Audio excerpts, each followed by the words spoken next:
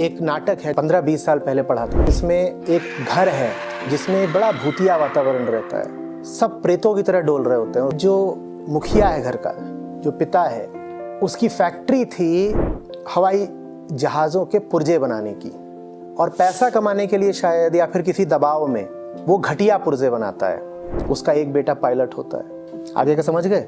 उसी के बेटे का जहाज़ क्रैश कर जाता है। अब ये बात बहुत लोगों को नहीं पता है, पर शायद पति पत्नी को पता है, और दोनों अब जी नहीं पा रहे हैं, न किसी को ही बता पा रहे हैं। कृष्ण कहते हैं ना, कर्म की गति अति गहन है, तुम्हारा कर्म कहाँ तक जाएगा तुम नहीं जानते।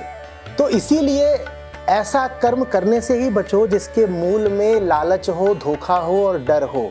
वो तो नाटक था, तो उसमें नाटककार ने सीधे ही दिखा दिया कि बाप ने बेईमानी करी और बेटे की मौत हो गई। आमतौर पे समीकरण इतना सीधा सीधा और इतना प्रत्यक्ष नहीं बनता। तुम्हें पता नहीं चलता कि तुम्हारा कर्मफल कैसे तुम्हें खा रहा है, लेकिन वो खाता तो है ही।